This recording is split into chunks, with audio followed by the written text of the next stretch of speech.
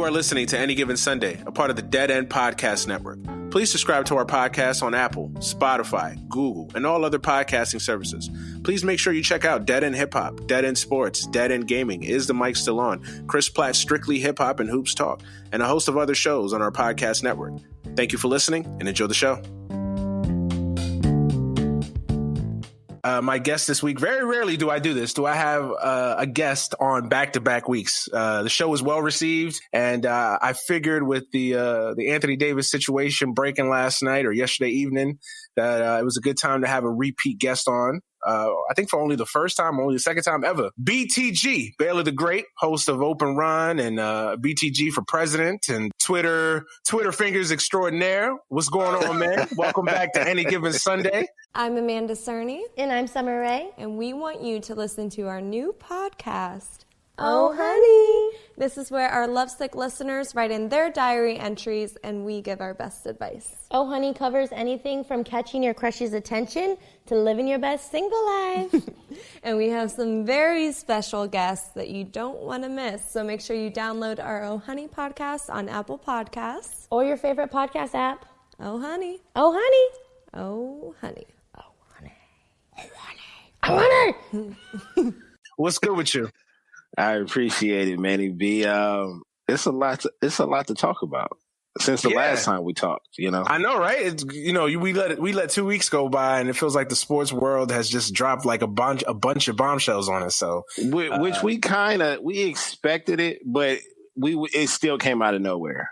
Yeah. I mean, this is the third show we've done together now in the last 2 weeks. We did my show 2 weeks ago, 2 Sundays ago. Yep. And then we did an Open Run show that's going to come out soon. So be on the lookout for that. It was Duke heavy. Well, college in general.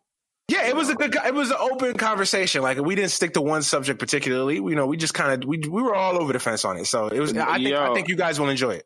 Hey, we went from Duke basketball to UCLA to college basketball in general to paying players to Westbrook. Facts. We was all over the place. We were all over the place, man. But that's the perfect show, man. I've noticed that. Like, in a podcast, like, I mean, if you want to listen to first take type debates, man, go to First Take. Like, you're not going to listen to that on a real great podcast. Shouldn't be doing that. That's why I don't listen to some of these like writers podcasts. Like, it's basically the same thing you get on TV. Like, I'm not trying to really listen to that. Like, I'm trying to listen to more of a free flowing conversation. That's what podcasts should be. So, yeah, no doubt. So be on the lookout for that. That's going to be dropping soon. And of course, we back here today with the podcast. But before we get started, it is Father's Day. You and I are both for fathers. Happy Father's Day to all the fellas out there, men, even some women that are playing the role, 2 women relationships, whatever. If you're playing the role of father, happy Father's Day to you. Hope you have a blessed, happy Sunday. Enjoy your day, all that good stuff. Before we get started, man, happy Father's Day to you. Hopefully you're having a blessed day. Just real quick, man, just what Father's Day means to you, man. Just give a couple thoughts on this great day. Father's Day. Me and my fellows, we joke about it every year that, Father's Day is just that one holiday that gets looked over. Absolutely. We sit up there and we count our notifications and our text messages and we laugh about the gifts that we get. But at the end of the day, man, it's just Father's Day is just basically a day for us to rest and look at everything that we created and we help put together inside of our household. So, just sit back and just reflecting on what we built. Absolutely, man. For me, Father's Day is a special day. I love my 3 children and it's crazy. I'm right with you. My wife sent me a meme the other day. During Mother's Day, the commercials you see on TV is, Zales, $1,000 off on diamonds and this, that, and the other, right? And then for Father's Day, half off on cargo shorts at Target. You know what I mean? So and we're gonna be the ones barbecuing. Facts, yeah, exactly. Cargo shorts for you to barbecue. That's what I mean. But yeah, but Father's Day, man, it's a really underrated, overlooked holiday. For a lot of negative reasons. I get it. I understand it. But, we really need to appreciate these men out here that are taking care of business, man, for real. I came from a situation where I didn't have my father around. my older brother as well. So, to now be a father myself, I appreciate this day even more. And my father passed away, a little over 2 years ago. So it's an extra special meaning for me. Father's Day. I don't know about your father's situation, but it's special to me, man. So, for real, man, I appreciate all the fathers out there. Happy Father's Day to you guys, man. For real, you guys deserve the same love that the mothers get out there. So, a couple minutes of us just, yapping about Father's Day. This is for you guys. Enjoy y'all days, for real. Yes, indeed. For real. So, enjoying Father's Day weekend yesterday, and a notification on my phone. Actually, I had taken a nap. Matter of fact, I was like, because I was sitting on the couch, I was relaxing, watching the girls run around, and I just completely just dozed off. You know how we tend to do, us fellas. We on the couch, ain't nothing going on. We just, we catch some Z's real quick. Mm-hmm. So I take a nap. Wifey comes back from the gym or wherever she was at. And, I just happened to wake up, I just happened to look at my phone, and I just see a notification about what the Lakers are going to do next. Lakers interested in Kemba Walker. So I really didn't pay it attention. I'm just like, okay, I kind of like glanced over it. And then, a couple minutes later goes by and I get a couple text messages like, yo, what you think? And then my other boy sent me another text message like, yo, y'all got raped. I'm like, wait, what? Like, hold up. So I got to go into the phone, go to Bleacher Report, see what's going on. And then, of course, I see the trade happen. So Anthony Davis to the Los Angeles Lakers for Lonzo Ball, Brandon Ingram, Josh Hart, the number 4 pick, and 2 additional future first-round picks. Let's not bury the lead, man.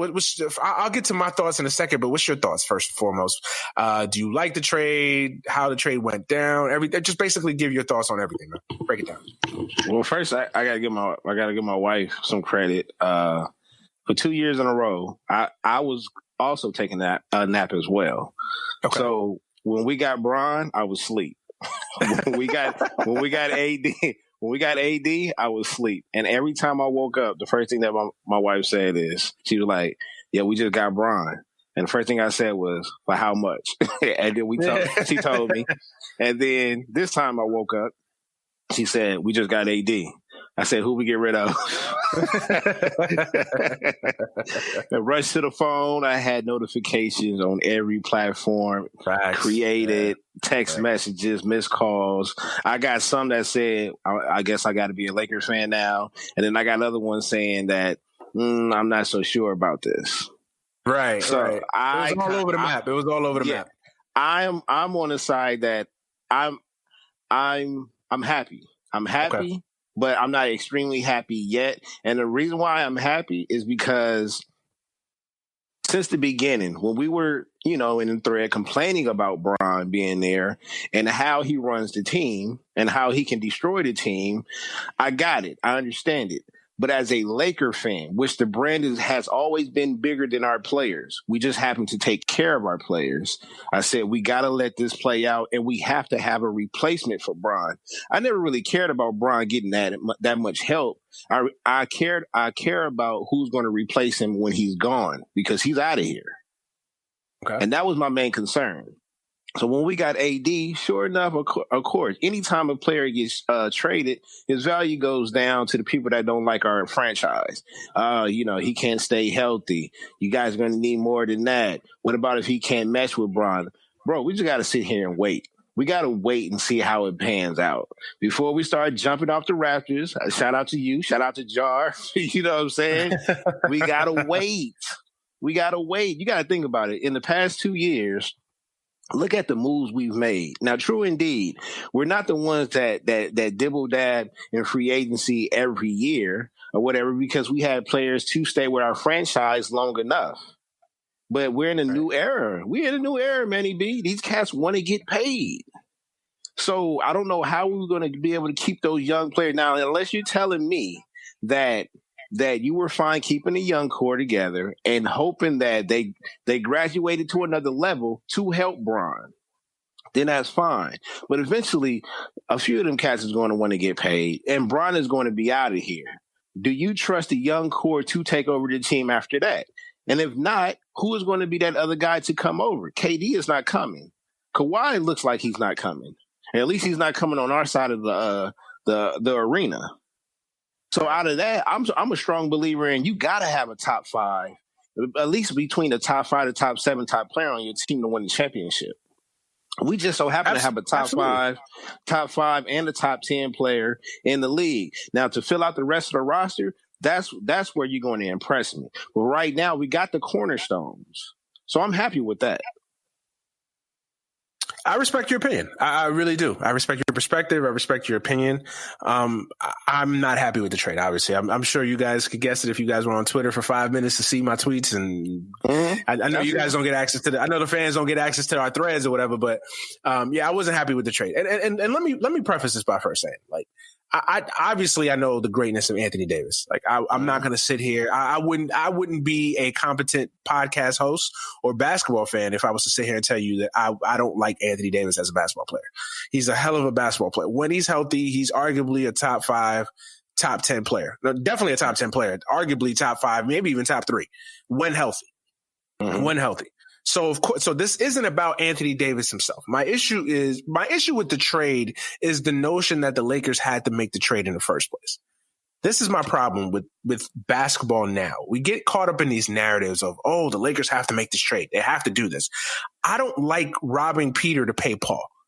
And what I mean by that is I believe that as a GM, as a smart GM, you deal from a position of strength. You don't deal from a position of weakness. Check this out. Obviously, this trade has been in the works for months and months on end. I mean, it was the worst kept secret in all of sports, basically. I think I ain't gonna lie to you, Manny. I told y'all cats 2 years ago I was watching him walk around Westwood. So that could have been a sign right there. That could have been a sign, and then definitely when he broke off his deal with his agency and went with Rich Paul and Clutch Sports, that was. I mean, if that wasn't a sign, I mean that was more than a sign. That was. Shit. What's more than a sign? So whatever that is, that's what it was. So, I mean, but yeah, so this was in the works. We all knew that. And my issue with this trade is he's a free agent in a year. Now, I know what people will say. Look at the Paul George situation. Look at the Kawhi Leonard situation.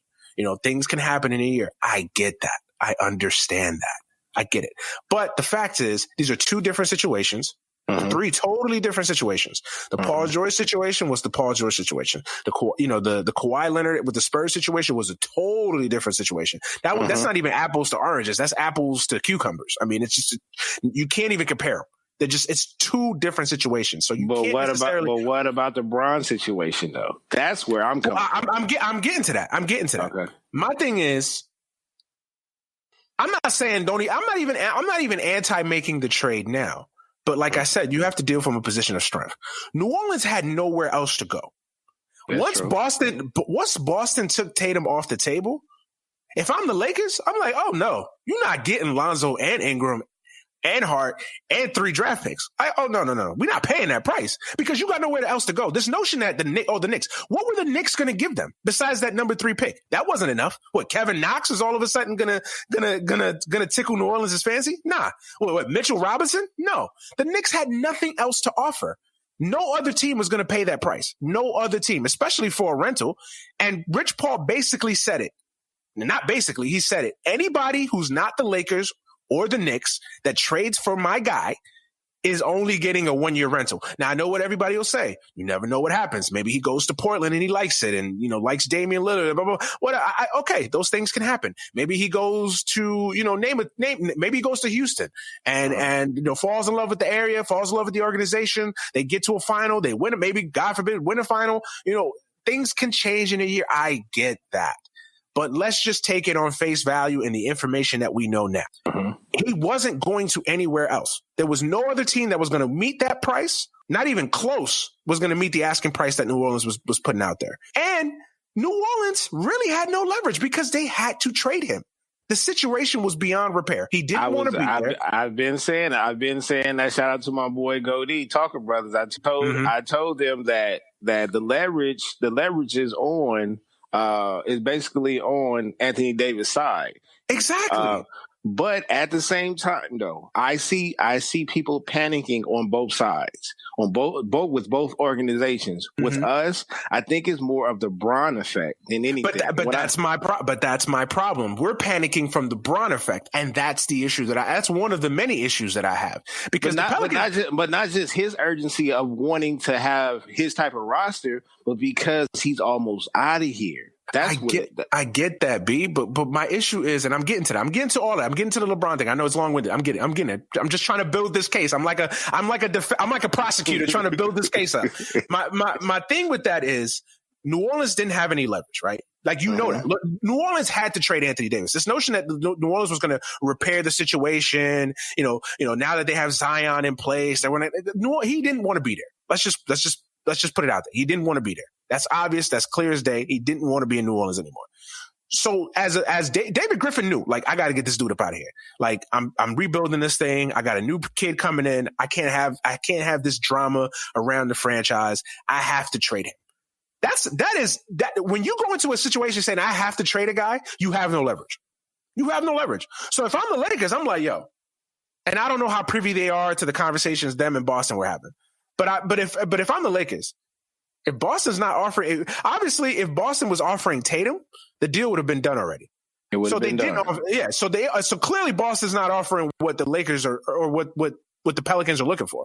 So now that I know that Tatum's not on the table, oh no. Nah, bro, we're gonna renegotiate this thing further. We know the only reason why they took Tatum off the table is because they came right out and said that he's only gonna sign a 1-year deal. Exactly, and that's the reason. And that's the reason why. So I get that. I understand that. But my thing is that you play hardball with them. Like, yo, we're not giving you this. Like, we'll give you Brandon or Lonzo, but we're not giving you Brandon Ingram and Lonzo. Like, that's my thing. But going back to the LeBron thing. This was my issue with signing LeBron in the first place. When you get in business with LeBron, you become encapsulated by everything that LeBron brings, good and bad. Mm-hmm. The bad is that he basically runs your organization. I want this. I need this guy. I need this playmaker. I need this next star. I need this. And you basically lose yourself in the LeBron James situation. Because now you're in a situation where you're beholden to one guy and one guy only, and that's LeBron, instead of building a team. Like, what was the problem with playing the situation out? Waiting a year for Anthony Davis. Now, it's a risk. It's a risk. I'll be the first to tell you it's a risk. Because come July 2020, Anthony Davis could fall in love with Houston or fall in love with Portland or fall in love with name a team, and you lose them. This is true. But I'm willing to bite that bullet because think about it, right? Let's say the Lakers say, you know what? We're going to play this out. We're going to be smart. Through some backhanded channels, we tell AD, yo, wait it out. Be patient. We got a plan here. Let's wait this out.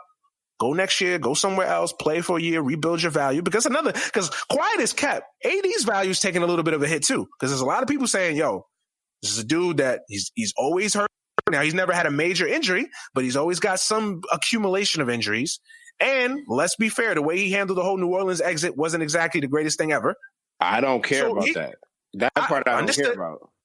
Okay, that's you. But the injuries, yes, we are always going to keep our eye on that. And his best season was the year where they swept Portland. That was his best year by far. That was his best year by far. Yeah. And even that year, he had some injuries. Yeah. But true. But at the end of the day, first of all, Kawhi has eliminated all that. I look at every starting player like right now. If you play 60 games. 60, 65 games, and that's it in the season. 60 games is the new 82 games. Yeah, 60 games exactly. is the new 82 games. Got 60 is the new 82. I understand that. I understand. But the way he left, I don't really care about that because they got power now. Players have power now, and they want to go where they want to go. True. I get that. I understand that. I understand that sentiment. But what's the problem with the Lakers saying, you know what, we're going to wait this out a year? Just imagine this, right? Let's play this out for a second. Lakers wait a year. Let's say Anthony Davis gets traded for the sake of this discussion, to Houston, right? Mm-hmm. Somehow Houston figures out a way to get Anthony Davis, right? Mm-hmm. He tells Houston, I'm not staying. So we're going to do our thing for a year. I'll see what happens, but right now I'm not staying. Let's just say Houston again chokes and flames out.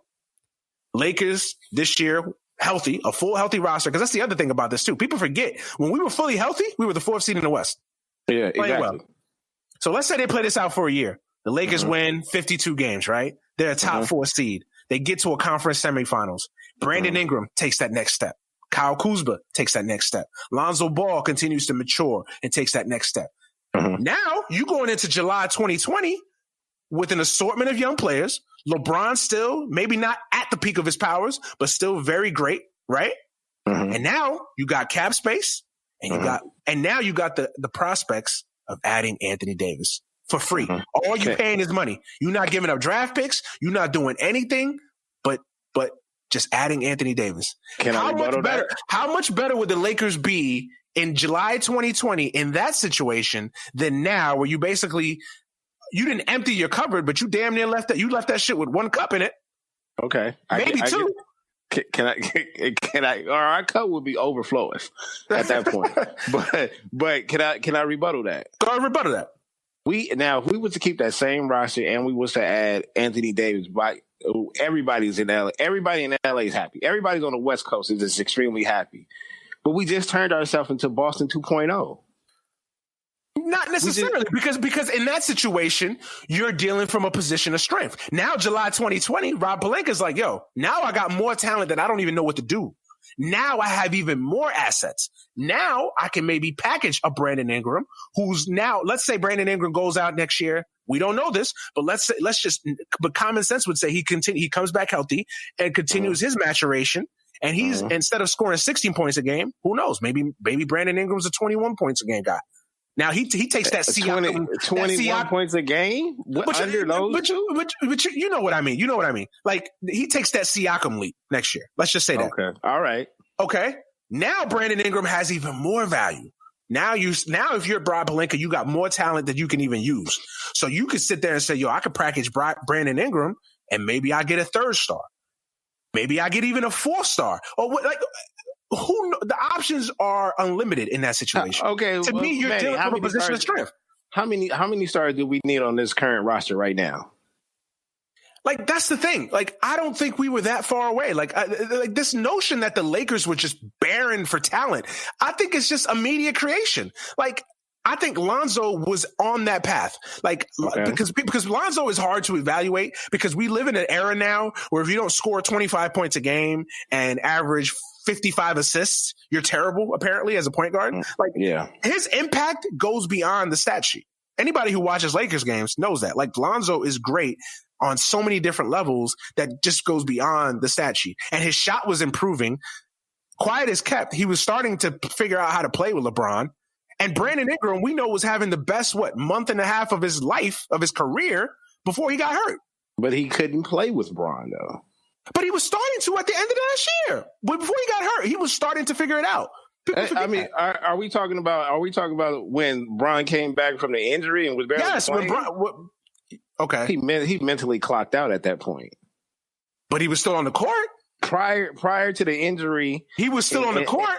Yes, no, he was there. But I'm just saying, imagine that little ruffle between the two. Playing together on the court at the same time, and then you add an AD. But I'm not saying you keep all of these guys together. My thing is you keep your options open in the sense that you keep your options open. You keep your ability to say, hey, I got talent. I don't have to necessarily box myself into a situation where I have to make a deal. Or I have to make a bad deal. Now you have options. Now, what you brought up is, now you turn into Boston 2.0. The problem with Boston was that they kept all their assets. They didn't know when to pull the trigger on their assets. Like sometimes you can hold on to your assets for too long. It's like in baseball. Sometimes you hold on to your prospects for too long and they lose value. Like you have to know when to pull that trigger. But my thing is you hold on to these guys and in a year from now, let's say they become something even more than what they are now. You can either decide to keep them, and now you have a star-studded team, or you have a situation where you can deal a Brandon Ingram, you could deal a Kyle Kuzma, you could deal a Lonzo Ball, and their value is even more, and you didn't have to give them all up in one trade for one guy. So and you keep your draft picks. Now that's true. I would agree with that. Now, the draft picks, basically, we're waiting to see how Anthony Davis turned out. Right. And then that washes itself. As far as free agency coming up, we're looking to get another guard. Okay. To offset the whole, to me, I ain't gonna lie to you. I was more hurt that we lost Lonzo and Hart than BI because I already knew BI was going regardless. So the love that I had for him, it never went away, but I wasn't affected by it as much because I knew he was going to be the main piece was going to get traded regardless. I agree with you. Kuz was always going to get looked at because they know how dangerous he is, and that's another reason why I like this trade. They didn't have to give up Kuz. That's the one positive of this trade. I agree with you. Because we looking at Kuz like he's just going to be a shooter. No, this cat is going to work out. I think he's going to be the guy. I agree. Be the guy. I agree. I love Kuz. He's not going to be the guy right now, obviously. But that development that we talked about, he got some more years. He's going to have some more years under his belt. Yeah, Kuz is just 23. He's still young. Exactly. He's still figuring out how. Yeah, I get it. So I'm saying, what other scenario now for us to say, all right, for them to build their value up, for them to get traded later, we would have to know what's available in the future.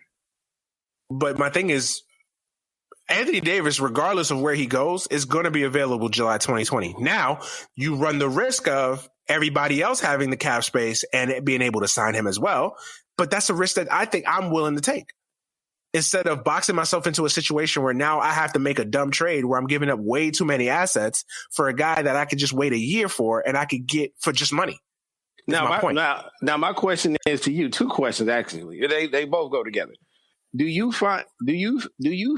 feel that they haven't exercised all these options?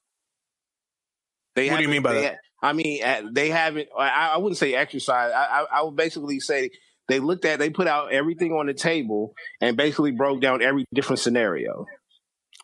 Again, it's easy for me to talk from my little bailiwick here. I'm not there. I'm not in those meetings. I'm not in those war rooms discussing these trades.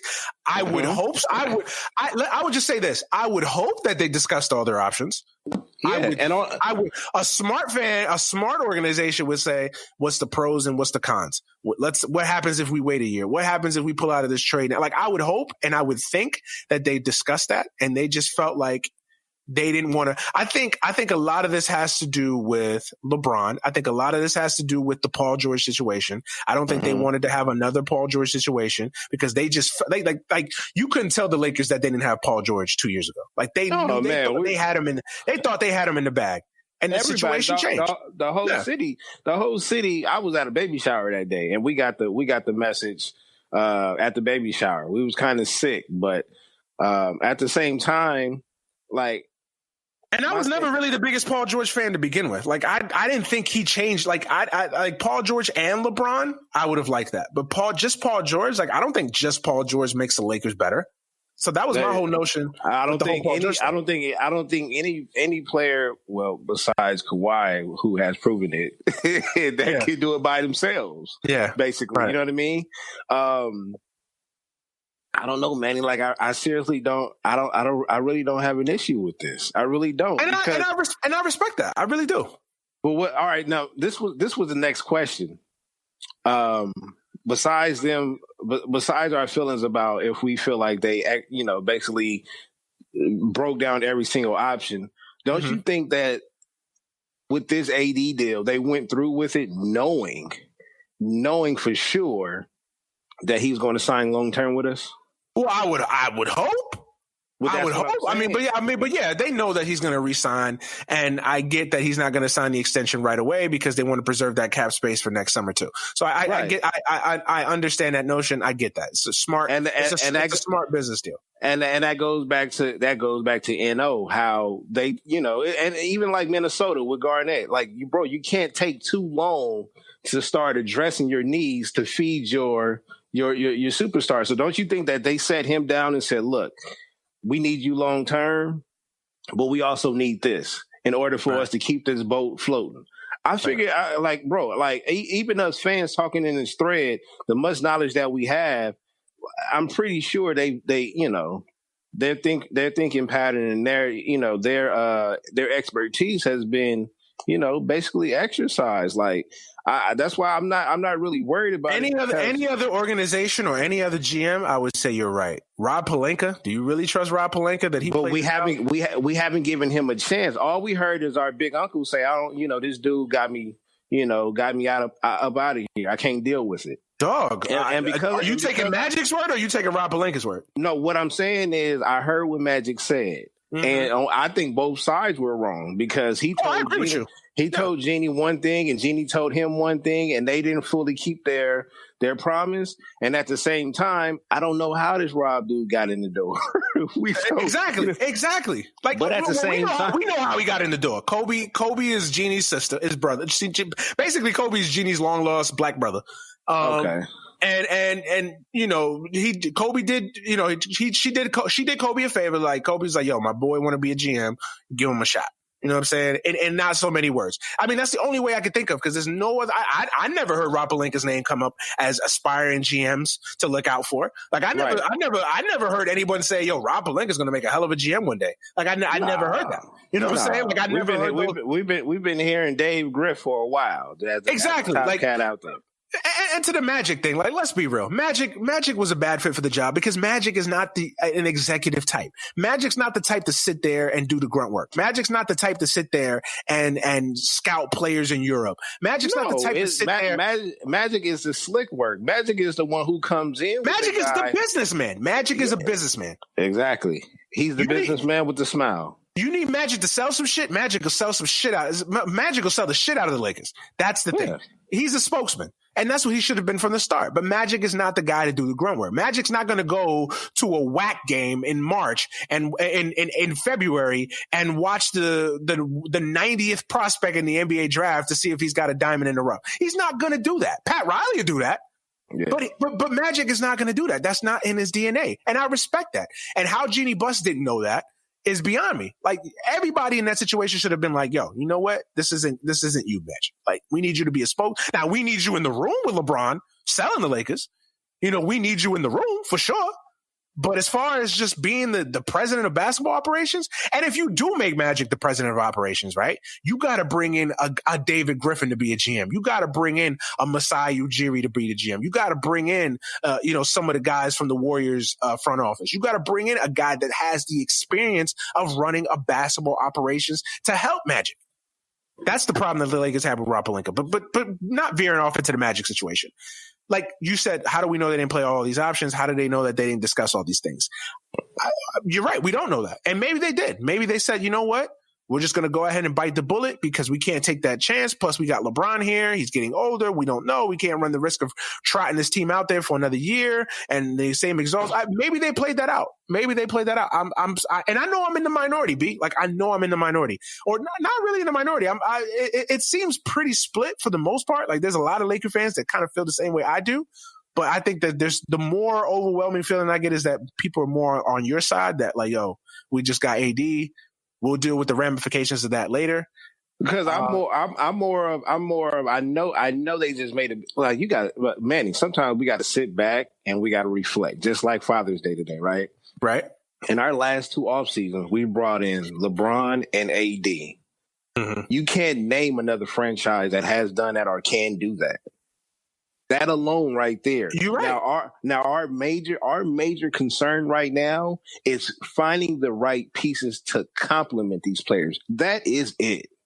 Because and now I get it. The young core we felt like was that perfect gel around our superstar. But we also seen if our superstar go down with no insurance, we're going down. Because they just haven't gotten there yet. And we don't have no time to wait, bro. We've been down for too many years as far as Lakers standards. I'm going to sit up here and take my time. And right. I could take my time and shoot at some couple of teams. These OKC fans, these Portland fans, these Houston fans, even San Antonio, respect to Pop or whatever. But at the same time, we don't shoot for making it to the playoffs and that's it. That's not what we do, Manny. Absolutely. I agree with you. So our standard is to go after the championship regardless. All that building up, and yeah, we've been to the second round 3-4 times, and we're building. Bro, you're building to lose players in the future and start all over. We don't have time for that, bro. We have zero time for that. I agree with you. Now, we've covered the trade. We've covered our likes and dislikes of it. Here's the thing now. And I said this on the phone with my boy, who called me last night, and we had a long conversation about it.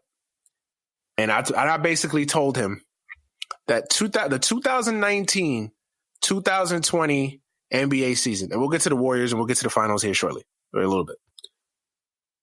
The 2019-2020 NBA season is going to be like the 1993-1994 NBA season.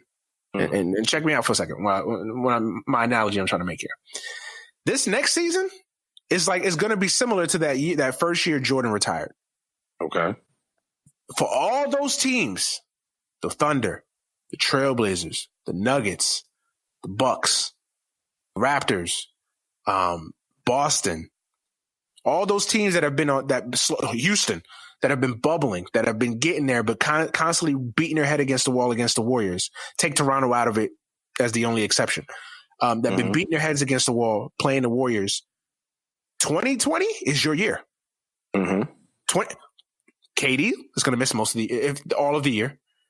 Klay Thompson, most, if not all of the year. Mm-hmm. The Warriors, they'll still be a good team. They'll still be a top 4 seed in the West just because of culture, coaching, just pedigree, Steph Curry. They'll still be a good team. They'll probably fill out that roster. I don't think they'll be that high. I still think they'll be a good team. But we'll get to the Warriors. We'll get to the Warriors. But hear me out for a second. So the Warriors will still be a good team. They'll still be competitive, but they're not. But as currently constituted with the injuries that they have, they're not going to get to a final in 2020. But they'll be back in 2021 if everybody stays healthy. They'll be back in 2021. All right. So next year is your year. You better go for it. You better leave no stone unturned. You better go for it. If you're Houston, go for it. If you're OKC, no more excuses. No more Russell Westbrook and, no, I don't want to hear it. Next year's the year. Go for it. Boston, next year's your year. Go for it. Milwaukee, I hope Giannis is in the gym. You better go for it. Toronto, if you keep Kawhi, try to win another one.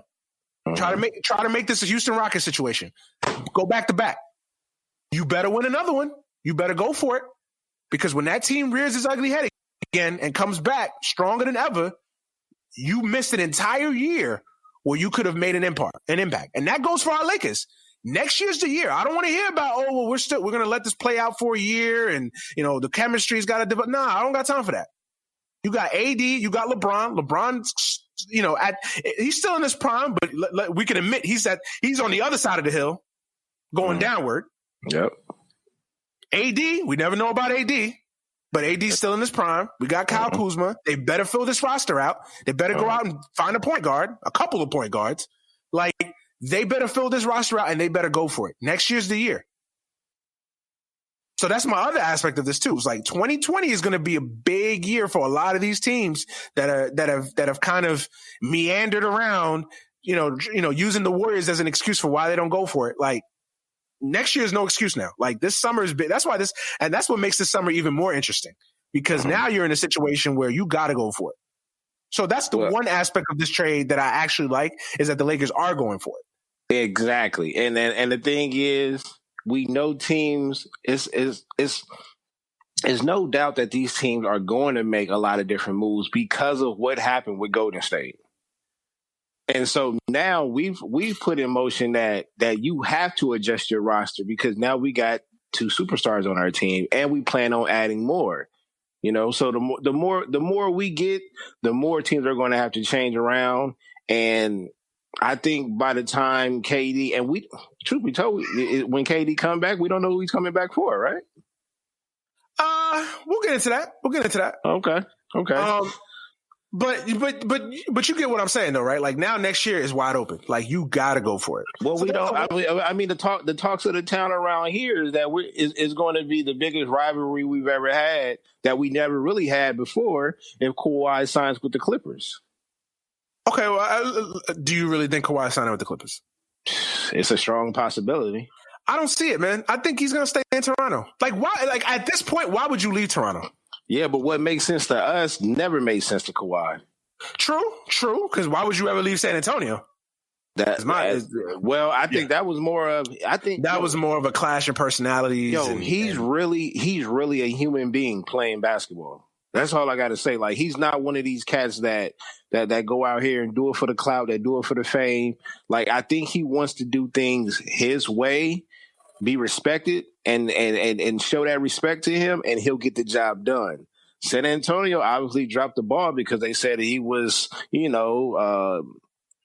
faking the injury or whatever the case may be, and he said, "Well, I'm out of here." Or it probably was the whole. I don't think they ever said he was faking an injury. Like, I think the situation. Well, he got called out by a couple of players, though. Well, he did. I don't think the insinuation was he was faking an injury. I think the insinuation was that how committed is he to us if he's not willing to play through this situation. Now, I know it's easy for us and it's easy for other people to say that about somebody, but we don't know the injury, we don't know their body, we don't know their situation. So I get that.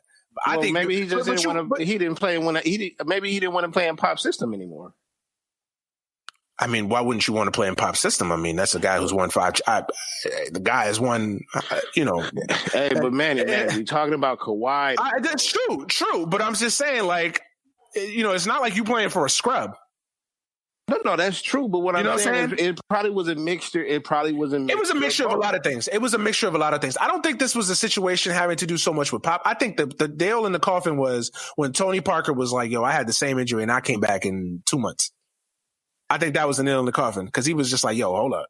Now my teammates is calling me out? Like, now my peoples?" But you have to understand, like, Tony Parker and Manu Ginobili, those guys are from a different era.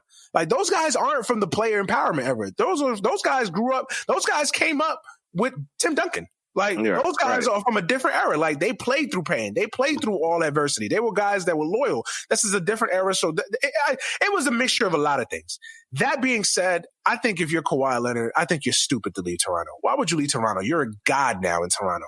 All you're going to do, and it's like, okay, you go to the Clippers. There's no guarantee that you're going to win with the Clippers. There's no guarantee. Are you telling me right now that you believe in Shea Gilgeous-Alexander? Like, are you certain that Shea Gillis, whatever his name is, you guaranteeing that he's a star? Are you guaranteeing that Montrezl Harrell is going to turn into the next, Draymond Ben Wallace? Ben Wallace, like, are we certain about that? This notion that the Clippers are, I mean, they have a nice young nucleus, but I mean, and they have Doc Rivers, but I don't know what the Clippers are. Like, I have no guarantees that the Clippers are going to win a championship as currently constituted, even if they add LeBron, even if they add Kawhi. With Kawhi, you're in the East, like, you're good. There's no, I mean, if you stay with the Raptors, there's a chance that you have a good chance of making it back to at the very least, a conference final next year again. Definitely. And you're a god. Kawhi's in a situation now where you basically could do no wrong in Toronto. You're a god there. You're a god there. Like, why would you leave? Why would you leave? I have no idea. Right now, it's more than that. I mean, you got to. No, go ahead. I was going to say it's more things surrounding him that's happening that gives him a more of a reason to stay. Like, that Philly roster won't stay the same. Nope. Obviously, that Bucks roster has to do some adjustments. You know what I'm saying? Now, outside of those two teams, and we already see what's happening with Boston. So outside of those 3 teams, you really have a chance to skate through the East again. Exactly. And think about how more experienced, how tougher they'll be. Siakam will be a year older with a championship under his belt.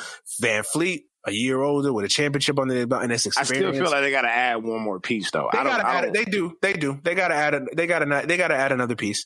But who knows what happens with Masai? The only way I can see him leaving if Masai Ujiri leaves, because then it's like, well, if the guy that brought me here leaves, why am I staying? That could be, and that could happen. Masai, that's the only way I would see Kawhi leaving. I'm with you. Like, all through this whole process, I thought Kawhi was leaving. Like, even when they got to the final, I was like, if this is ugly, like if he loses 4 straight to Golden State, like I think he's out of there. But now that he's won, I really believe, like, yo, why would you leave? Like, why would you, like, everything that happened on Thursday night to me was just like, and you saw him smile, you saw him happy. I know he won a championship, so he's got to smile. Even Kawhi has to smile. Like, right. But I see a dude that's just comfortable. Like, I think he's comfortable in his surroundings. I think he's comfortable with his teammates. I think he's comfortable with the system, the coaching staff, like everything. I think he's in the perfect situation for him. So why would you leave? I don't know Kawhi Leonard. I don't know him. He wouldn't know me from a hole in the wall. So I don't have any inside information. I'm not breaking any news. I'm not dropping a Woj bomb. I don't know anything. I'm just giving my opinion. Like, I'm just saying, why would you leave? Why would you risk all of that to go to the Clippers where you're not even guaranteed? First of all, if you go to the Clippers, you're still not even the number one team in your own city. And okay, you go to the Clippers. Okay, they're a top 4 team, but are they that much better? Are they a champion? Can you bank on them winning a championship next year? No. A lot of people have been riding the Clippers wave because the Lakers have been down. I told myself, and I tell everybody, sometimes I say it in a joke, sometimes I'm serious. I don't think I'll be alive to see them win a championship, Manny. But the Clippers? The Clippers. I think. Look, I'm not trying to diss the Clippers, and that's not because we have a rivalry with the Clippers, because I don't care about the Clippers. Somewhat of a rivalry. You gotta win some games. It's like the Nets and the Knicks. Like, they're irrelevant. Like, who are you? You're that little team that plays across. But when the Lakers and the Knicks are down, they like to praise the second-hand team, the step I team. get that, but I forgot who dropped this quote. The Clippers are a franchise. The Lakers are a brand. Yeah. And it'll never change. It'll never, ever change. They got a lot of, look, they could win 3 or 4. They still got a lot of catching up to do. But, winning one championship for them is like Toronto winning a championship. That's it. You can feed them for a while. We hang banners and they hang selfies. It's just a different DNA. You know what I mean? Yeah. I get it. But I'm not trying to bash the Clippers. They have some pieces. They have a nice little nucleus that they're building. But this idea that Kawhi should just definitely go to the Clippers because there'll be a championship team, like, I'm not seeing it. Not seeing it. Yeah. Well. And that's with all due respect to Kawhi. You know what I'm saying? But I'm with you on the Lakers trade, man. I just feel like I just hate giving up. And then the other aspect that you bring up is, you got to think about life after LeBron. Well, how much better would life after LeBron be if you still had Brandon Ingram and Alonzo Ball and Kyle Kuzma? And now let me rebuttal. Now, I love Zoe. I'm the one that's been, on Zoe's side, before he got drafted, because he's a UCLA guy. He's an LA guy. He's from our backyard. So I'm going for right. it. Josh Hart, I've been backing him since he was in college. He's a 4-year player. That's a gem. Kuz the same way. I was never on the BI train, but at the same time, it's not like I hated him. It's just, that wasn't my guy.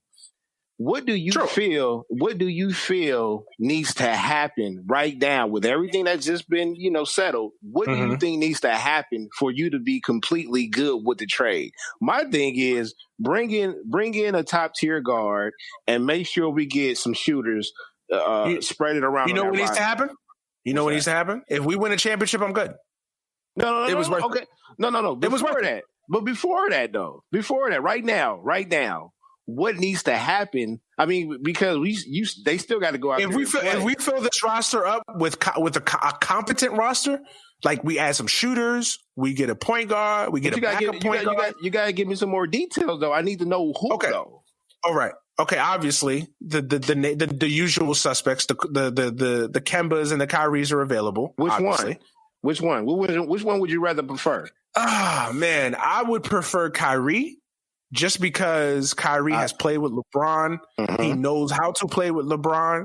Kyrie's a closer. He hits big shots. Kyrie has been in the situation, has done it before. There's a lot of, and I love, and don't get me wrong, he's a dookie. So that gives you a little extra bonus in my book. a little extra adobo, a little extra seasoning in the book. But I give you that.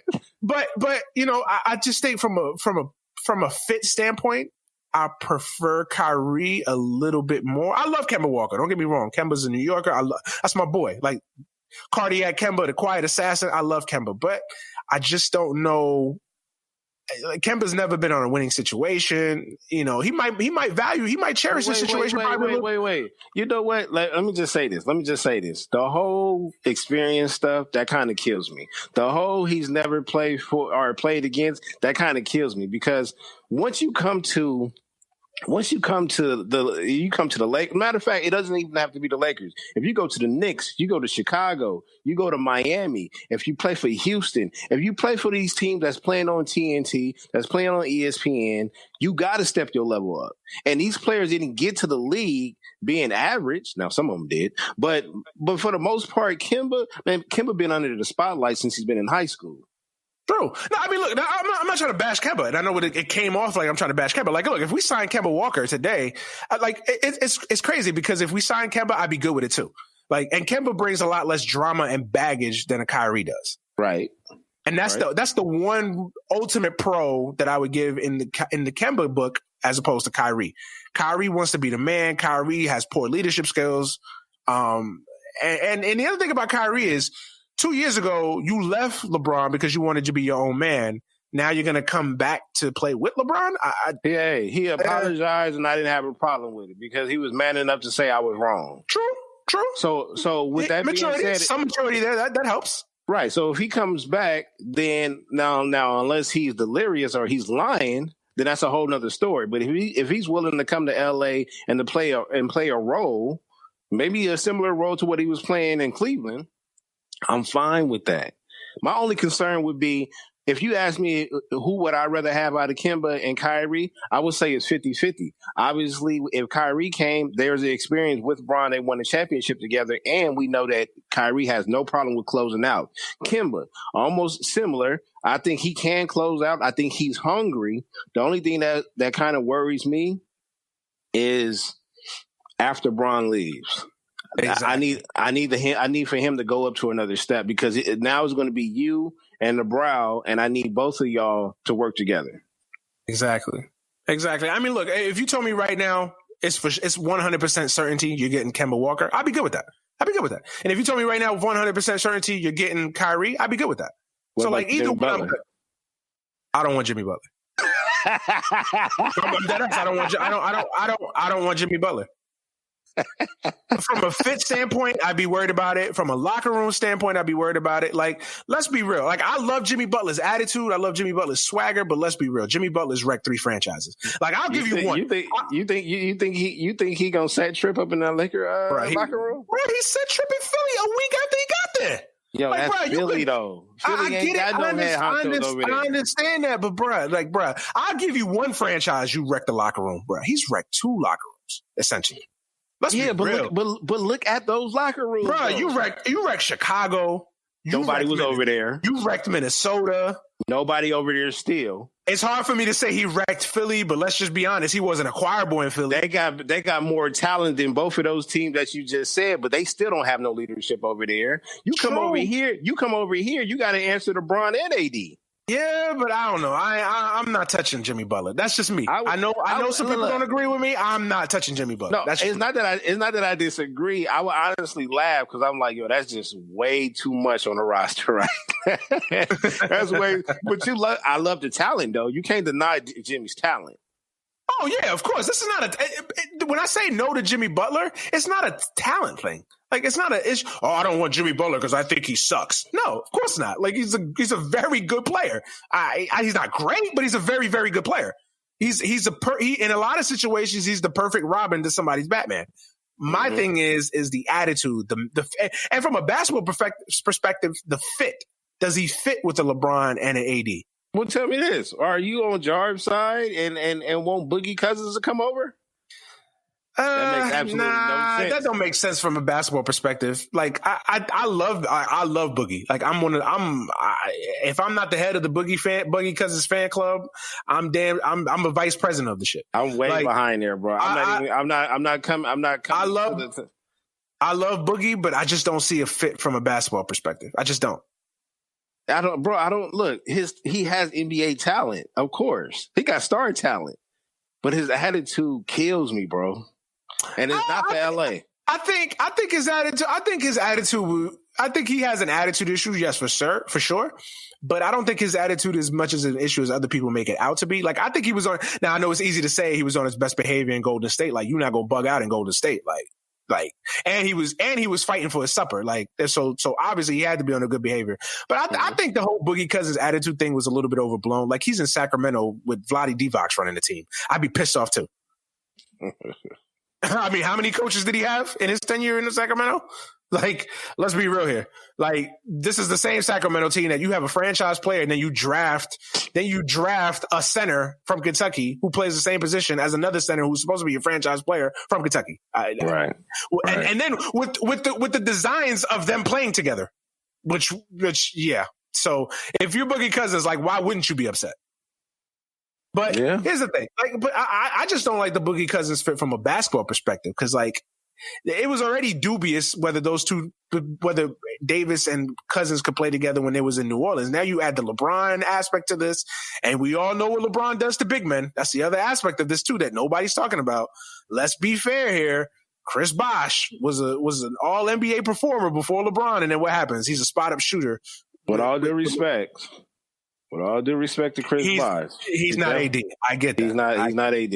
And Kevin Love is definitely not AD. I get that. But not just that though. Chris Bosh came, he met up with Bron, and Bron was at damn near his peak, right?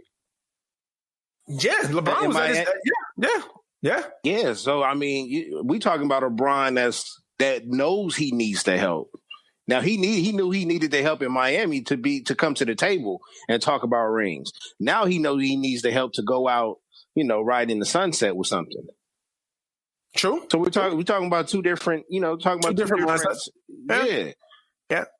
But going back to the Boogie thing, I'm not with Jarv on that one. Jarv gonna have to die on that hill alone. I'm not with the Boogie Cousins thing because I just don't see a basketball fit. Like, I don't know, that's just too many weird, odd parts fitting together. I just don't understand. And then if you bring in Cousins, then essentially it still doesn't solve your point guard situation per se, unless you're going to just basically tell LeBron to finally be a point guard exclusively. Same thing with Butler. That's why I said, I mean, it'd be funny if he came along. I'd probably be a little bit upset if we didn't address our point guard or lack of point guards that we have. Yeah, they don't. I mean, unless you love Alex Caruso being the primary point guard, they need a point guard in the worst way. So, it's definitely got to be one of Kyrie or Kemba. I still think Kemba's going to stay, though. Everything that I'm hearing and been reported, I think Kemba's one of those dudes that's just loyal, man. I think he's, maybe loyal to a fault. That's why I wasn't upset with CP3 did. Like, I can never be mad at a man that's going after his bag. You know what I'm saying? If that's what your, major goal is to make sure you collect all your coins before you get out of here, I'm cool with that. That's fine. We already know this area. But then don't tell me you're about championships either, though. Oh, that's my thing. No, you can't. They know you can't have it both ways. From that, you can't have it both ways. You can't tell me you're about money, but then you tell me it's like when quarterbacks take all the money and make 25% of the roster of the cap, and then get mad that you can't re-sign the offensive lineman. Let me tell you something. I hated this guy his whole career. I probably still hate him because he's a part of the organization. But Tom Brady, Brady took so many because he's making. First of all, he's smart. He's getting money off his endorsements. His wife is getting bread. Yeah. Like, come on, man. That's how you build it. But Tom Brady is smart too. Like, he figured it out. And it helps that you have a smart GM in Bill Belichick too. Just like, we can't survive with you making 25% of the cap. Think about it. It's a 53-man roster, and we got to pay 53 niggas. We got to pay 53 men. And we can't have one dude making $25 million and expect that we're going to keep a solid, stable, healthy roster. That's why it kills me when these like Drew Brees was another one. Drew Brees took all the money, didn't give the Saints no breaks, and then got mad that they couldn't resign Jimmy Graham. Like, dude, what are you thinking? Jimmy Graham want his bag too. Yeah. Like, what you think? So Jimmy Graham is supposed to take less money so you can get paid? Why? Yeah, 2-position player. He a tight end, but he's damn sure running routes like a receiver. But football is a different animal, non-guaranteed contracts. But what kills me with these players is, hey, you're about your money, say that. Hey, I want to get paid. And I can respect that. But then don't tell me that you also want to win championships. Like, no, you can't have it both ways. You can't say I'm about championships but still be about money. Like, it's not. Those don't go along together. Those aren't aligned. Not if you're going over there to Russ and he's shooting 29%. That ain't gonna get you. Facts. It's gonna get you to a first round and an exit. Yeah, exactly. But yeah, man, I think they definitely need to address the point guard situation. But you asked me what would make me feel what would make this trade a little bit more palpable. Yeah, for me. I mean, obviously a championship is going to kill all the noise. But right now, with the roster before the draft, which doesn't matter to us, but before free agency, what do you want to see happen to where you'd be like, you know what, this trade was address the point guard situation. Definitely. Okay. Whether that's Kyrie, whether that's Kemba, maybe even a Rondo, who knows?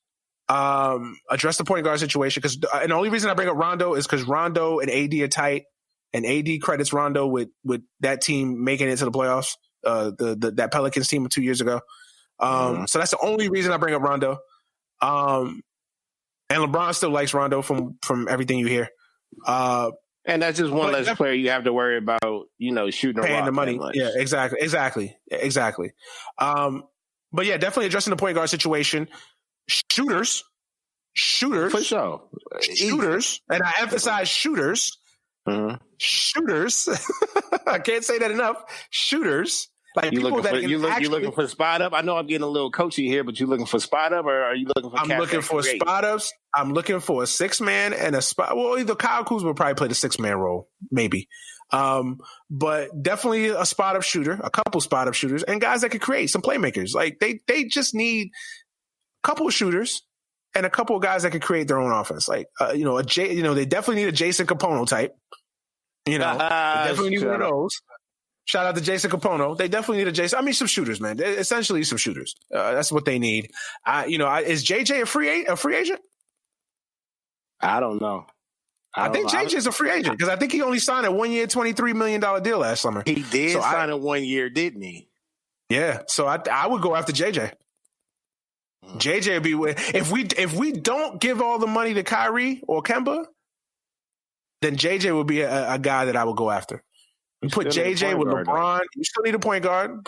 Yeah, true. Or at least a backup point guard. Like we need a guard, bro. And I feel like, and the reason why Kemba and Kyrie name is thrown around a lot is because these are guys that can create. Right now, we're looking at a roster with guys that cannot create. Yeah, outside of LeBron and AD, basically. Can LeBron really can LeBron create his own shot? Yeah. He has a go-to move where he can create his own shot. I mean, bully ball basically. But how many years left? I mean, his shot has improved. AD on the ISO is solid. I give you that. But I'm not looking for him to be the guy like, all right, if we need a bucket, he will create and get. Now, I'm not sure if he can do that. True. I'm talking about a cat that can break down a defense. That's why Kyrie and Kemba are just obvious names to look at. But even if you sign Kyrie, like I would be still looking at JJ as maybe a 1-year option too. Maybe he's willing to sign another 1 year. I don't know. JJ is definitely someone I would be looking at. But definitely they need shooters. They need a couple guys to strengthen that bench. And you know that now that AD and LeBron are together, you know you're going to have veterans that are going to want to try to play with them. And can we just load up this year for a title and then kick KP off the team next year and go that's some bread that we can spread out. Okay, so I have a question for you. And I'm not breaking any news because obviously this has already been rumored. Chris Paul. No, absolutely not. No, man. I agree with you. No. I just figured I'd ask. How does that make any sense for us? It makes sense for him, but not for us. Well, you know what the media is going to say. He's a point guard. He's LeBron's friend, the Banana Boat crew, and I've said that as long as he's not your first or second option, then he's a better fit in LA probably than playing alongside James Harden. Well, yeah, but then he should have been doing what. Well, actually, that was on Houston because you got to get Harden some help. But I'm saying if he's your third option, or if he's just coming along to be a floor general to distribute the rock, then okay. But at the same time, bro, we almost the same age. I'm 36. Chris Paul is what, 30, 34, 35? Mm-hmm. Nah, bro. I agree with you. You know it's going to be out there. We don't need that. We don't need that. Now, if y'all want to see me outraged, play with me. Play around with me. If y'all want to see me put on my Sting mask and go up to the Raptors and chill out, play around with me and pick up Chris Paul. Hey, I agree with you, bro. Like, I don't want. And the other thing about Chris Paul, the main thing about Chris Paul is the contract. I'm not touching that albatross. How does that even fit in our situation? It doesn't. Okay, so that's you would literally have to introduce a 3-team trade there. That's a third team in good situation. And then we still won't have a roster. Yeah, we still have a roster because now essentially you are basically capped the fuck out because you're basically playing 3 guys. That's it. And now we have an adult league team. When we went from we went from a summer league team to an adult league team, and I'm cool on that. Yeah, absolutely. Shout out to the quote unquote point guard, but bro, but I bring it up because people are gonna say it. People are gonna whisper it. The media is already churning that spin cycle up, trying to get the banana boat crew at least. But you know what? Of it together. You know what? If he didn't have that roster and he was to humble himself and to come off the bench, why not? Chris Paul ain't humble. Humble and Chris Paul, come on now, stop. Well, shout out to Tracy McGrady because he knew what he had to do, even though he didn't get there, but he knew what it was. He had no other alternatives. It was either that or go play for the Long Island Ducks. And what alternative does CP3 got right now?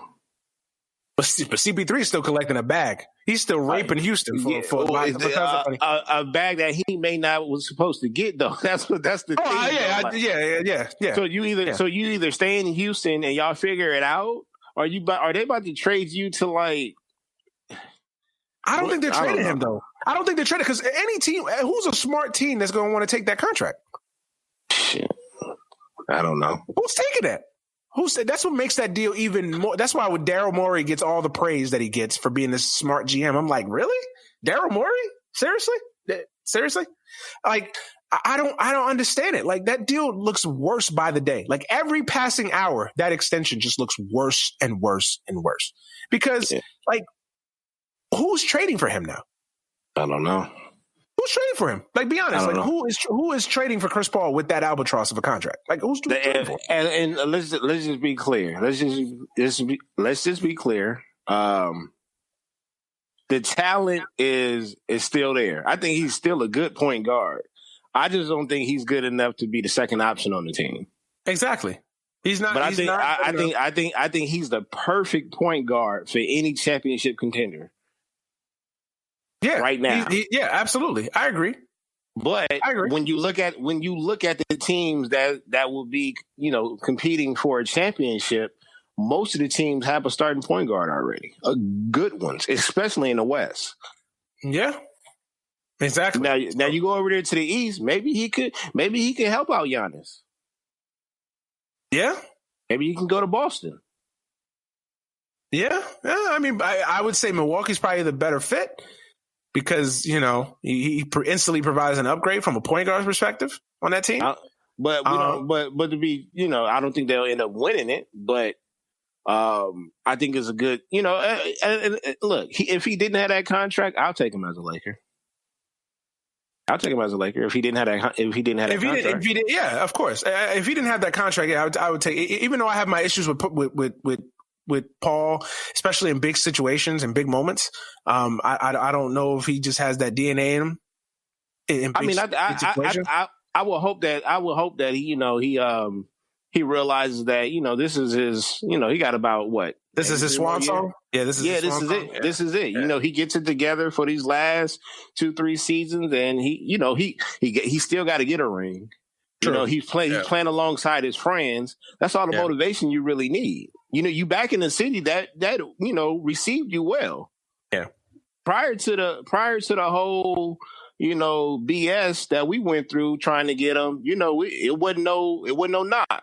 I felt like he was going to be a missing piece, and we needed more. But we was cool with him coming to the Lakers. When he went to the Clippers, it was like, all right, cool.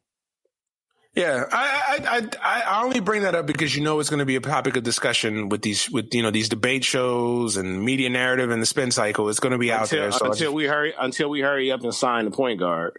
True, exactly. So that's why it's going to be out there. It's going to be rumored. There's going to be scuttlebugs about it. So I figured I'd throw that one out there. But you asked me what would make this trade again: shooters, a point guard. I want to see us make some smart moves too.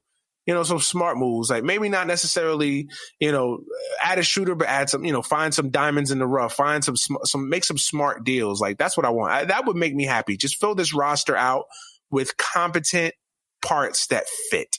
And that was my issue with the whole situation last year, is that these parts didn't fit.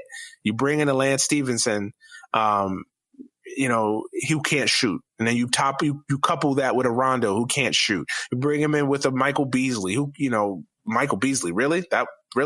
Like, so these just parts that didn't fit. So I just want to see competent, smart moves. So, again, the framework is there. We don't know what the final piece is going to be, but ultimately, the success of this trade is going to be judged by whether the Lakers win a championship or not. If the Lakers win a championship, then the trade was worth it.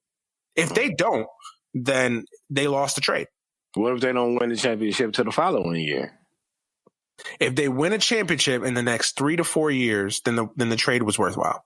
There we go. Because what I'm hearing is if they don't win it next year, like no. I think that if they want to take advantage of this window that Golden State's going to be down for this sabbatical, this 1 year sabbatical, this is probably the biggest window of all time right now. Yeah, this is what I'm saying. This is 1993 or 1994, 95 all over again. Like, you better take advantage of this window, because guess what? KD comes back healthy in a year, which I think, and we can get to the KD situation here shortly.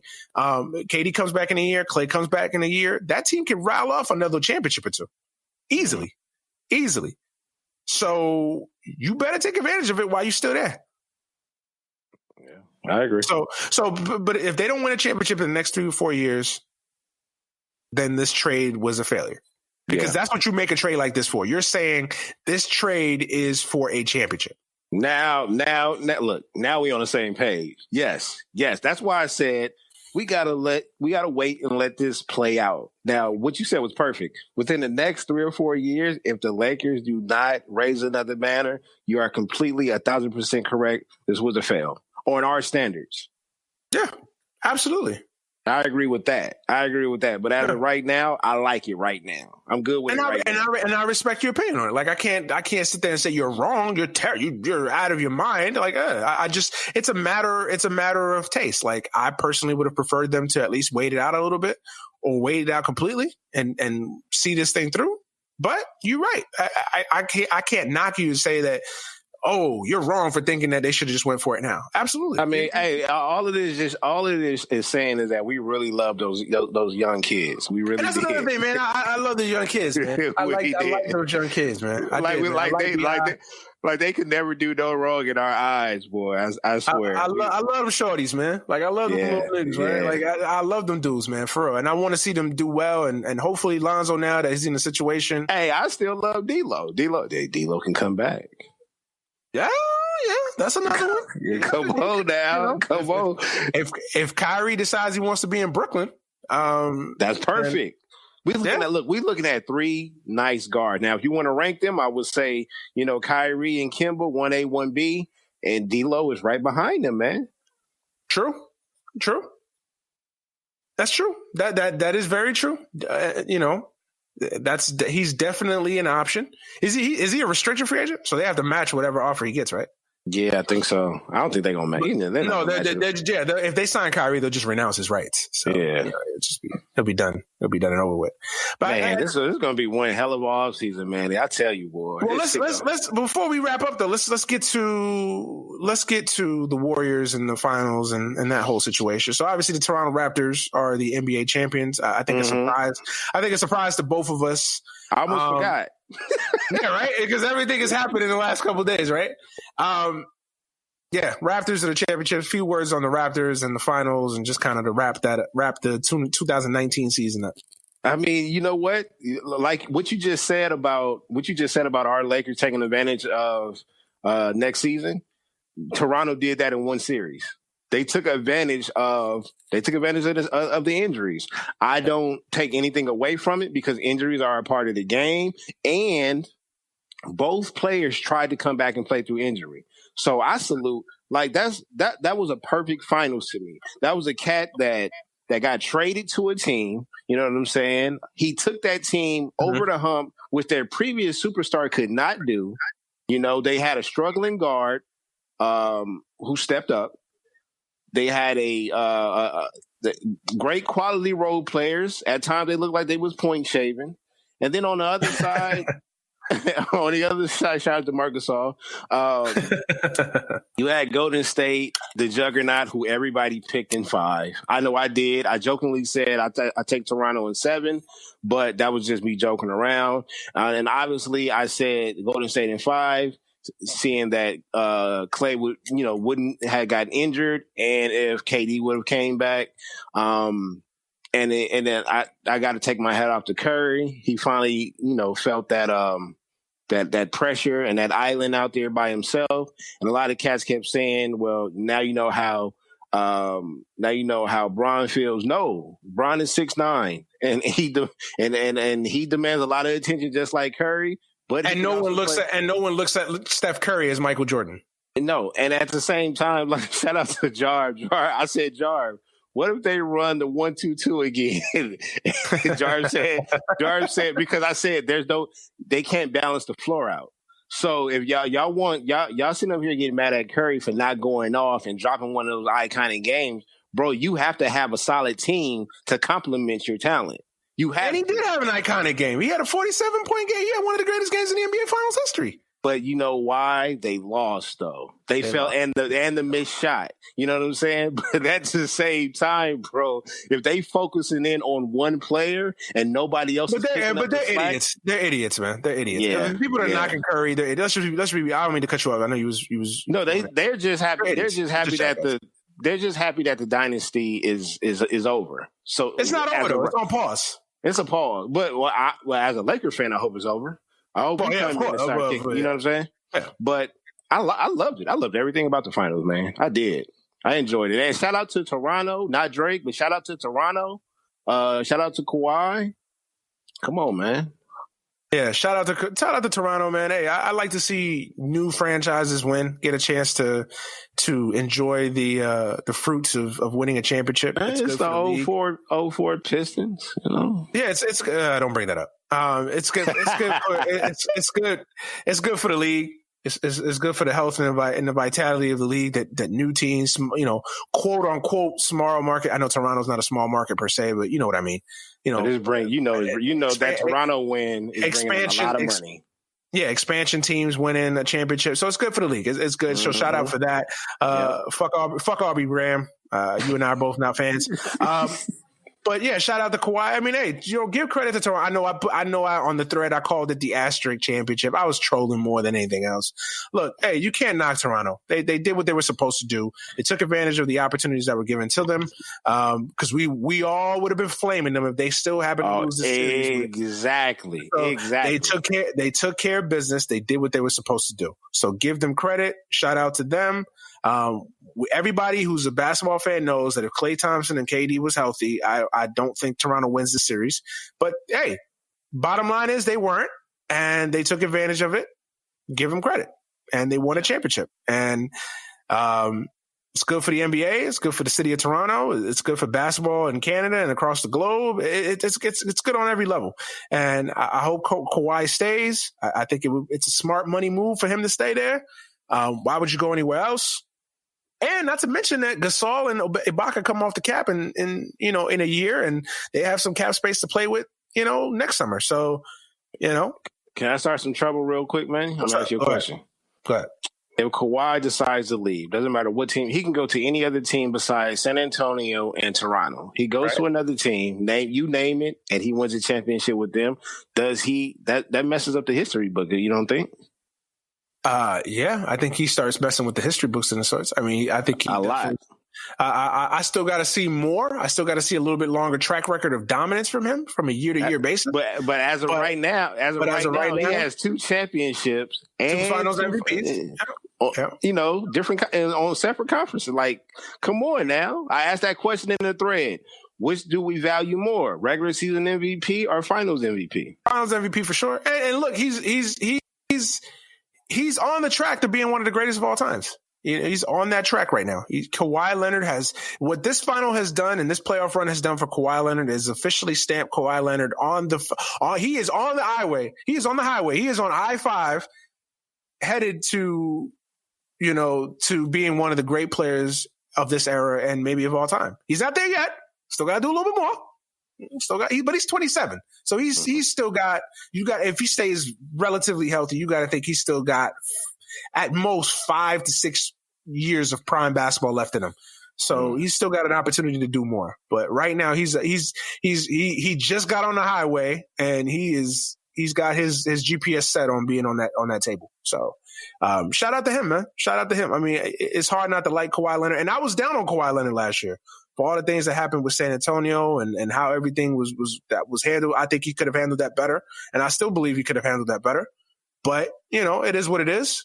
No need to relitigate history. It happened. Hey, the one thing I do love about Kawhi Leonard, he handled things poorly last year, and that could have affected him this year, and we could have been flaming him for Toronto losing in the first round or something. He backed it up. He put his money where his mouth is. He got to Toronto, and he did the damn thing. So you can't knock him. Can't knock him. Nope. So shout out to him, man. And shout out to Toronto, man. They did what they had to do. And Toronto's a likable team. It's hard to hate Toronto. Outside of Drake, it's hard to hate Toronto. They're a likable team. How can you hate Fred VanVleet? The story. I can hate that last name. Oh, yeah, you hate the last name. Yeah, that last name is terrible. No disrespect to the Van Fleet family. Yeah, nothing like that. We don't mean to disrespect to the Van Fleet family. But, yeah, it's a hard one on the mouth. It's a hard one on the mouth. Pause. It's a hard one on the mouth. But yeah, so it's hard to hate Fred VanVleet. It's hard to hate Serge Ibaka. It's hard to hate those guys. Got veterans, a mix of veterans and young guys. Siakam really showed out in this series. He's starting to take that trek to being a very good NBA player for a long time. Chubb stepped up. Yeah. Yeah, and even Chubbs, man, a guy that got so much abuse for years and years and years. It's good to see him finally step up and get a championship for his troubles.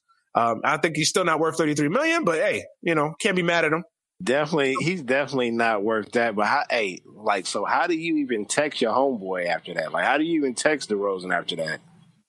Hey man, they close, man. I can't, they got I know they close, but like that situation is like you call D-Rose to like go, pick up or something like that. It's like, yo, what's up, bro? Yeah, I'm a champion now. Yeah, what's good? Yeah, I don't know how you do that one, but yeah, man, you can't knock Toronto.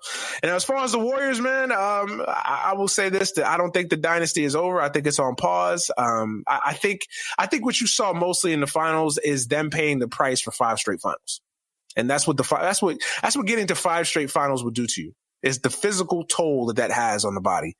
I mean, you saw that with Klay Thompson. I think you saw that with KD for sure. These medical experts, these so-called medical experts on Twitter, bashing the way. That's another thing that drove me insane. None of us are fucking doctors. For us to sit there and say that the Warriors staff, has some nefarious, motives to that they misdiagnosed Durant. Look, he had an injury, a calf injury. I'm not an expert. I'm not a doctor. I'm not going to sit here and tell you that those two are directly correlated. And anybody that sits there and tells you that's not a medical professional is full of shit. So shut the fuck up. You're not a doctor. We all of us think we are, and we like to pretend we're playing one on TV, but we're not. The guy tried to play through pain. An injury happened. Let it be. I don't think the Warriors wanted it to be. I don't think the Warriors wanted him to get hurt. I don't think the Warriors are the Warriors are one of these new age teams that are about rest and resting players and, load management and all that stuff. So there's no way in hell do I think that they put that guy out there knowing that he had an injured Achilles and knowing that he was going to hurt himself more. I think that was just something that happened. So I'll just put that, I'll dead that right there. Yeah, I thought they paid the price for making it to the finals 5 straight years. That's what happens. It takes a physical. That's why I think next year, I think they'll keep both of those guys out. It's going to be interesting to see how they attack the offseason. I do think Durant stays because if you're Kevin Durant now with that injury, why would you go anywhere else? Go anywhere. Like if you're Kevin Durant, why would you go to the Knicks? A, you're going to miss the first year that you're there anyway. And then you're going to come back. You're going to have to get, even though you're in the building and you're rehabbing with them, that's that year you come back is going to be your first year. You're coming back to a new situation, new city, new media, coming back off an injury that you don't know how you're going to respond off of. You're better off doing that in a situation that you're comfortable in Golden State than doing that with the Knicks or with, Brooklyn or whoever, name a team.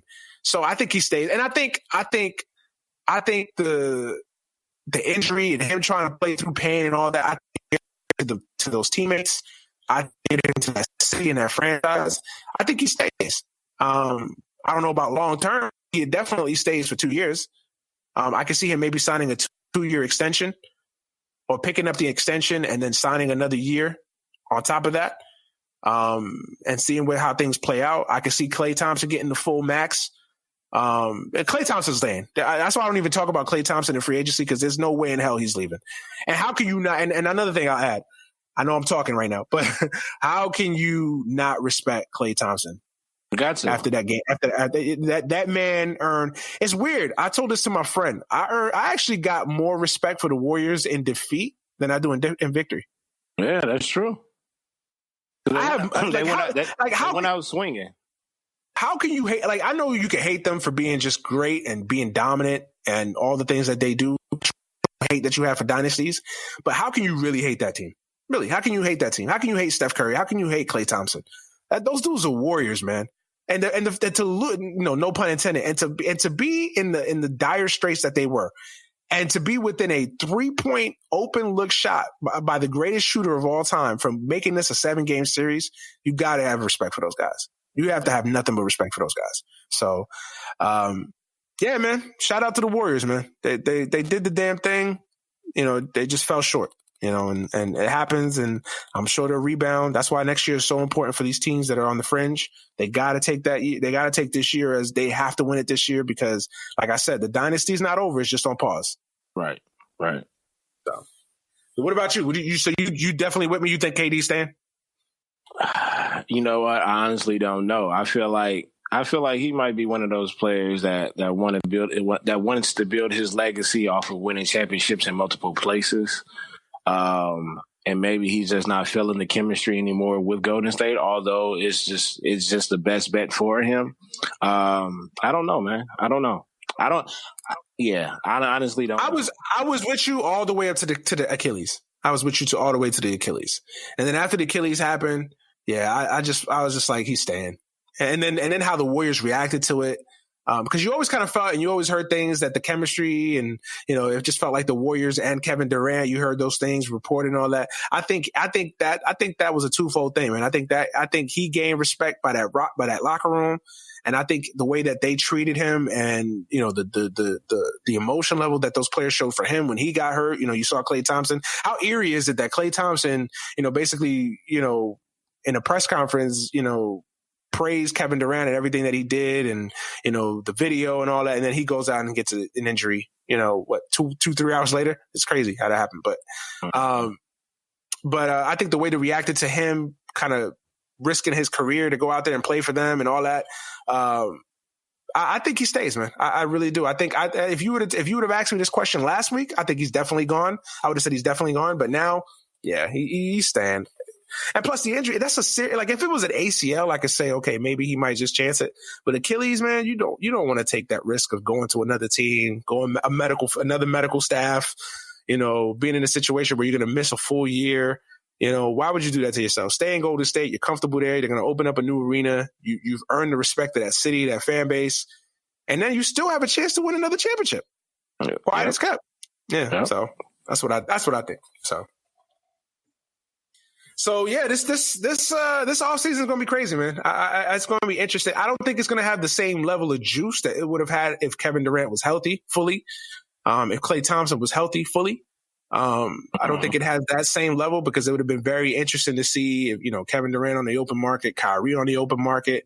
Who knows? Maybe Klay on the open market. Although I don't see him getting past 12:01. Well, I think the deadline now is 6:00, so I don't see him getting past 6:01. Like I think 6:00, 5:59, the damn ink will be dry with Klay Thompson. But yeah, it's still going to be interesting. I mean, NBA free agency is always interesting, so it's definitely going to be interesting for real. Any last statements? Any last words? Anything that we could have talked about that we didn't? No, I would just say just to end it on this note that to all my Laker fans out there, wait until the meal is finished being cooked, and then we could critique how it tastes and how fulfilling it is. But until then, let's just take our hats off to getting another superstar in the building. I'm with you. We need to wait till the meal is cooked. But I'm looking at the receipt. I don't like how much you paid for the steak. I don't like how much you paid for the potatoes. I feel you. You could have instead of going to Safeway, you could have went somewhere else cheaper. You went to Walmart. This is true. But you know how bougie we are. You could have used your cousin's EBT. You know what I mean? You could have paid a little cheaper price for those, but it is what it is. No, but no doubt. I'm with you. We definitely got to see it play out. And hey, man, your lips to God's ears, man. Hopefully, we win a championship, and it's all for good. It's all for good. But all right, man. B, thank you for being my guest 2 consecutive shows. Man. Hopefully, this is the second of many. Yeah, I mean, we got look. It's good chemistry, man. It's good chemistry, man. We got football season coming up, so there's plenty to talk about. And college basketball. Don't forget that. Yeah. Mm-hmm. Get that. We got college basketball coming up too. Not too long, not too distant future. We got college basketball coming up. So again, man, use this time to plug your show, your podcast, your social media, everything, man. Go ahead, sell yourself real quick. At Baylor the Great on all social media platforms. That's IG, that's Twitter. That's where I'm mostly at. If you find me on Facebook, you'll be wasting your time. You can find me in that thread, though. We arguing and throwing shots and disrespecting each other at the same time with love and respect. Facts. And as always, man, thank you guys for listening and supporting the podcast. Without you guys, there is no podcast. I say it each and every week, and it's true. There is no show without the fans that support it. So thank you very much for listening, for subscribing, for supporting the show, sharing, retweeting, listening. Most importantly, each and every week. Thank you.